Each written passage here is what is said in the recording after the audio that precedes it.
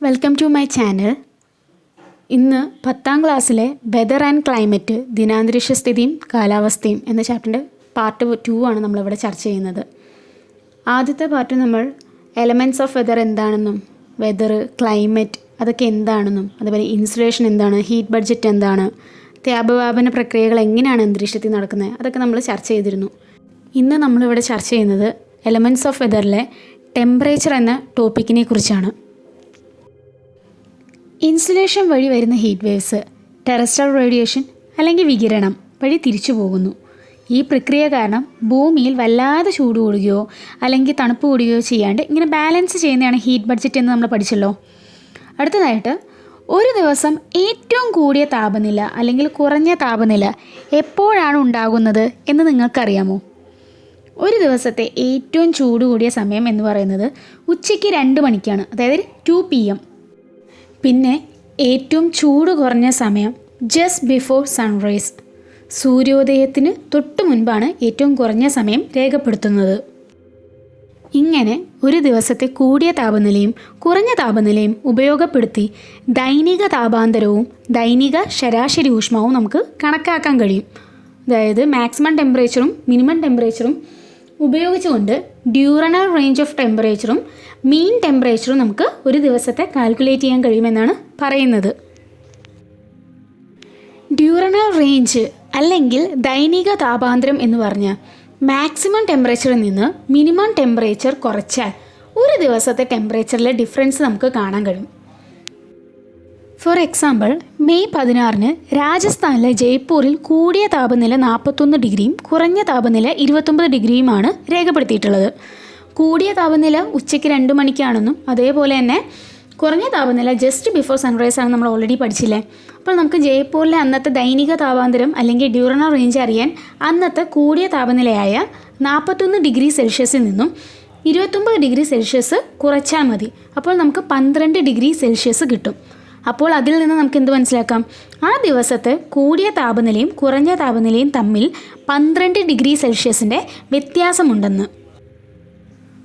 അടുത്തതായി നമ്മൾ നോക്കുന്നത് ദൈനിക ശരാശരി താപനില അല്ലെങ്കിൽ ആവറേജ് ടെമ്പറേച്ചർ കാണുന്നത് എങ്ങനെയാണെന്നാണ്.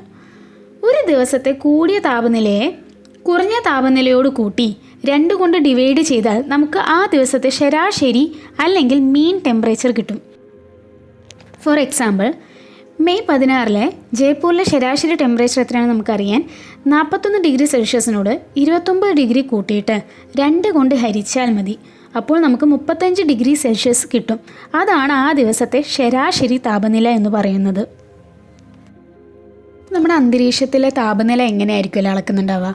ഈ അന്തരീക്ഷത്തിലെ താപനില അളക്കാനായിട്ട് യൂസ് ചെയ്യുന്ന ഒരു ഉപകരണമാണ് തെർമോമീറ്റർ എന്ന് പറയുന്നത്.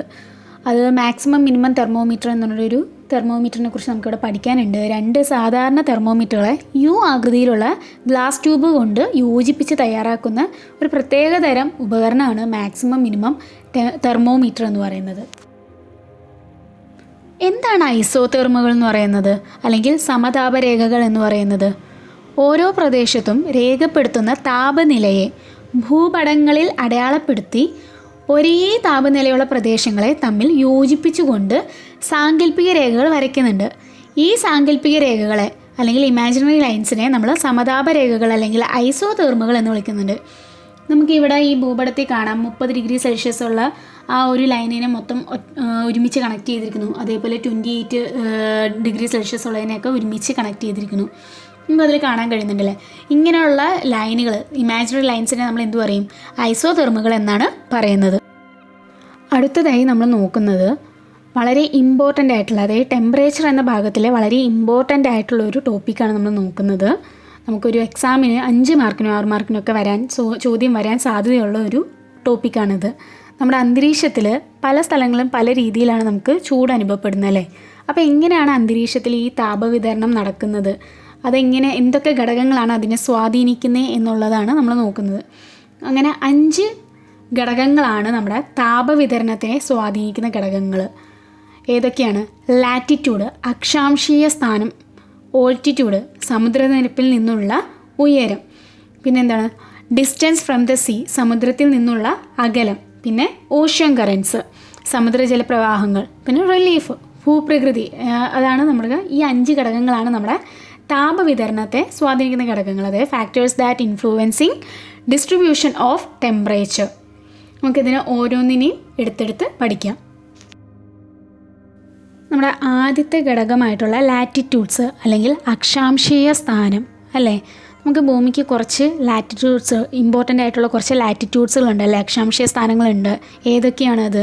0 ഡിഗ്രിയിലുള്ള ഭൂമധ്യരേഖ അല്ലേ, അതായത് ഇക്വേറ്റർ. പിന്നെ ഏതാണ്?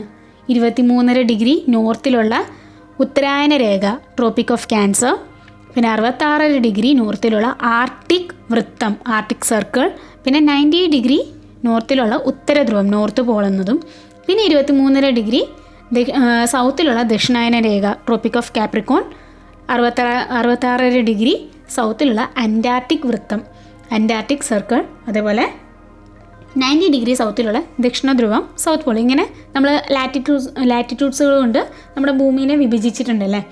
അപ്പോൾ ഈ സൂര്യൻ്റെ പ്രകാശം ഏറെക്കുറെ നമുക്ക് ലംബമായിട്ട് പതിക്കുന്ന എവിടെ, അതായത് വെർട്ടിക്കലായിട്ട് നമുക്ക് കൂടുതലായിട്ട് പതിക്കുന്നത് നമ്മുടെ ഭൂമധ്യരേഖ പ്രദേശങ്ങളിലാണ്. അതായത് ഇക്വേറ്ററിൻ്റെ ഭാഗങ്ങളിലേക്കാണ് ലംബമായിട്ട് വെർട്ടിക്കലി നമുക്ക് സൂര്യൻ്റെ റേസുകൾ വന്നിട്ട് പതിക്കുന്നത്.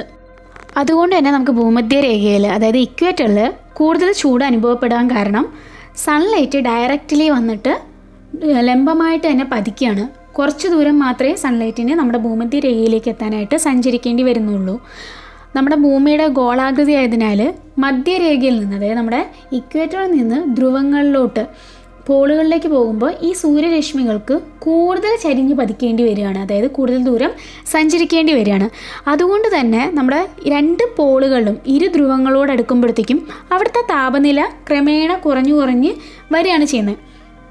ഇതിൻ്റെ അടിസ്ഥാനത്തിൽ പലതരത്തിലുള്ള വ്യത്യസ്ത തരത്തിലുള്ള താപീയ മേഖലകൾ നമ്മുടെ ഭൂമിയിൽ ഉണ്ടാവുന്നുണ്ട്. അതായത് ഉത്തര ശൈത്യ മേഖല, നോർത്ത് ഫ്രിജിഡ് സോൺ, അതുപോലെ തന്നെ സൗത്ത് ഫ്രിജിഡ് സോൺ, ദക്ഷിണ ശൈത്യ മേഖല. പിന്നെ മിതോഷ്ണ മേഖലകൾ ഉണ്ടാവുന്നുണ്ട്, അതായത് ടെമ്പറേറ്റ് സോൺ ഉണ്ടാവുന്നുണ്ട്. പിന്നെ എന്താണ്, ടൊറിഡ് സോണുകൾ ഉണ്ടാവുന്നുണ്ട്. ടൊറിഡ് സോൺ എന്ന് പറഞ്ഞാൽ ഉഷ്ണമേഖല, വളരെ ചൂട് കൂടിയ ഒരു മേഖലയാണ് അത്. അതുകൊണ്ട് തന്നെ നമ്മുടെ ലാറ്റിറ്റ്യൂഡ്, അതായത് അക്ഷാംശീയ സ്ഥാനം ഈ താപവിതരണത്തിനെ വളരെയധികം സ്വാധീനിക്കുന്നുണ്ട്. രണ്ടാമത്തതാണ് ഓൾട്ടിറ്റ്യൂഡ് അല്ലെങ്കിൽ സമുദ്രനിരപ്പിൽ നിന്നുള്ള ഉയരം.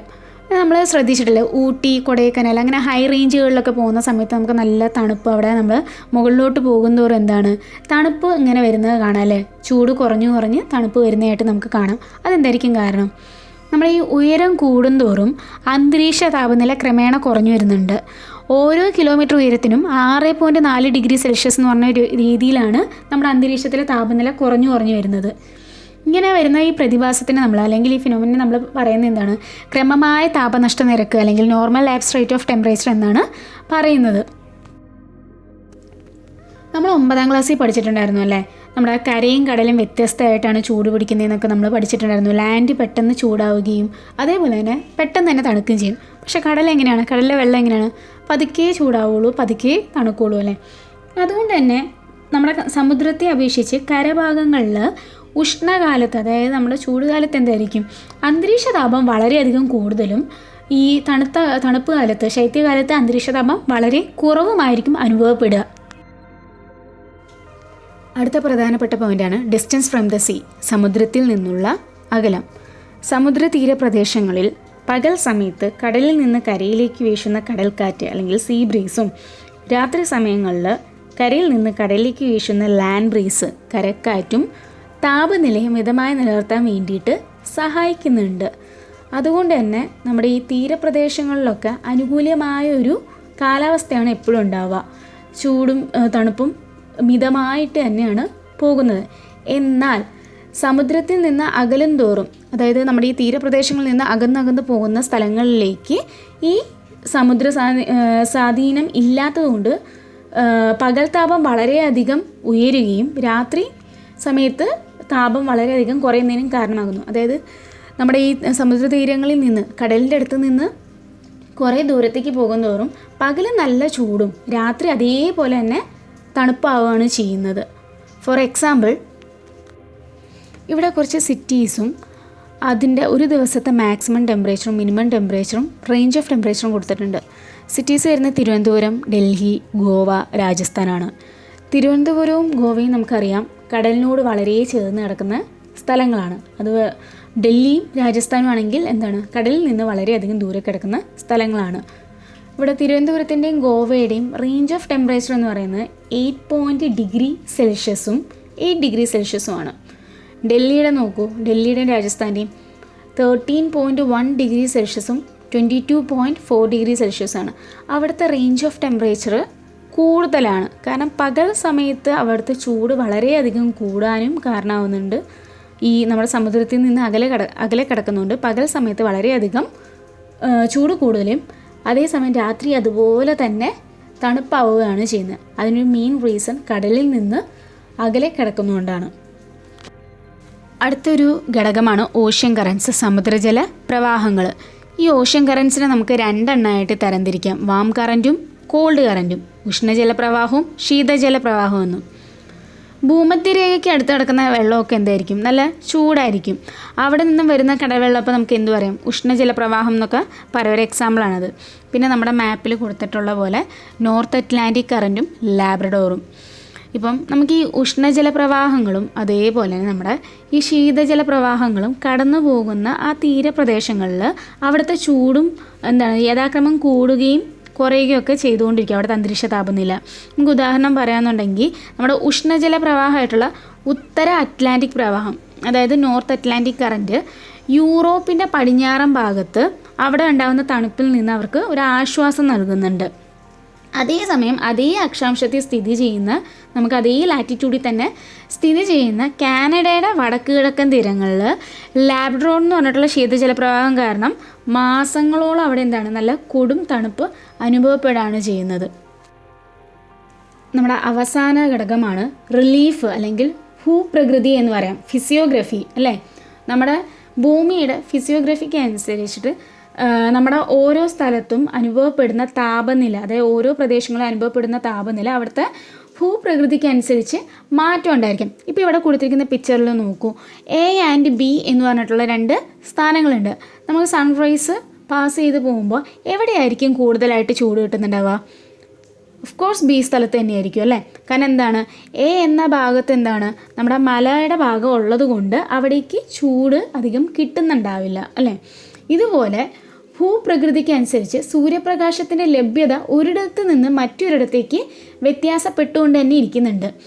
സൂര്യപ്രകാശ ലഭ്യതയിൽ ഈ വ്യത്യാസം സൂര്യന് അഭിമുഖമായിട്ടുള്ള ആ പർവ്വത ചെരുവുകളിൽ താരതമ്യേന എന്താണ് താപനില കൂടുന്നതിനും, അതേസമയം ആ പർവ്വത ചെരുവിൻ്റെ അതായത് ആ മലയുടെ അപ്പുറത്തെ സൈഡിൽ എന്തായിരിക്കും വിപരീത പർവ്വത ചെരുവുകളിൽ എന്തായിരിക്കും താപനില കുറയുന്നതിനും കാരണമായിട്ട് വരുന്നുണ്ട്.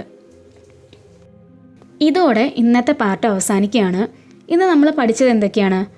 മാക്സിമം ടെമ്പറേച്ചറും മിനിമം ടെമ്പറേച്ചർ ഒരു ദിവസത്തിൽ എപ്പോഴാണ് മാക്സിമം ടെമ്പറേച്ചറും മിനിമം ടെമ്പറേച്ചറാണെന്ന് നമ്മൾ മനസ്സിലാക്കി. അത് വെച്ച് ഡ്യൂറണൽ റേഞ്ചും ആവറേജ് മീൻ ടെമ്പറേച്ചറൊക്കെ എങ്ങനെ കാണാമെന്നുള്ളതും പിന്നെ ഐസോതെർമ് എന്താണെന്നുള്ളതൊക്കെ നമ്മൾ നോക്കിയല്ലേ. പിന്നെ താപവിതരണത്തെ സ്വാധീനിക്കുന്ന 5 ഘടകങ്ങളെക്കുറിച്ച് നമ്മൾ പഠിച്ചു അല്ലേ. Factors that influencing distribution of temperature അല്ലേ.